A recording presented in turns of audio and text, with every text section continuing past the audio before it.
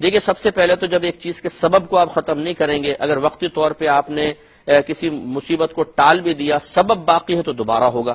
تو پہلی بات تو یہ کہ انسان اپنے ذہن کو پاکیزہ رکھے، ایسے مناظر نہ دیکھے کہ اس میں وہ خراب قسم کے خیالات ذہن میں جم جائیں۔ اسی طرح ایسے لوگوں کی صحبت میں نہ رہے کہ جن کی گفتگو اس قسم کی ہو کہ اس قسم کے خراب قسم کے خیالات ان کی گفتگو کی وجہ سے ذہن میں مرتب ہونا شروع ہو جائیں۔ جب تک یہ اسباب ختم نہیں ہوں گے انسان وسوسے سے کیسے بچ سکے گا؟ جیسے نماز پڑھیں گے وہ گفتگو،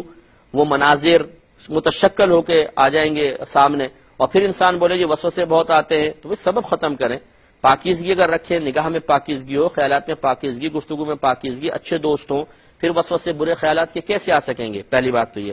دوسرا، بہرحال اگر بالفرض اچھی ہی صحبت ہے لیکن پھر بھی کوئی برا خیال ذہن میں آ جاتا ہے، یا خدا نخواستہ کوئی برے منظر دیکھے، بری صحبت ہے، پھر بھی خیالات آ جاتے ہیں، تو بہرحال اس کو دور کرنے کا طریقہ ہم آپ کو عرض کرتے ہیں کہ نبی کریم صلی اللہ علیہ وسلم نے ارشاد فرمایا کہ جو کوئی نماز پڑھنے کھڑا ہو، نماز کی جگہ پہ کھڑے ہو کر اپنی بائیں جانب لیفٹ سائڈ پر 3 دفعہ تھو تھو تھو کرے، تھوکے نہیں، تھو تھو تھو بس کرے، اور نیت یہ کرے کہ میں شیطان کے منہ پر تھوکتا ہوں، اور پھر اعوذ باللہ من الشیطان الرجیم اور لا حول ولا قوت الا باللہ العلی العظیم پڑھ کے نماز کا آغاز کرے۔ پھر نماز میں جہاں جہاں نگاہ کی حفاظت کا حکم ہے، مثلا حالت قیام میں سجدے کی جگہ نگاہ رکھے، رکوع میں پاؤں کی پشت پر، سجدے میں ناک کی نوک پر،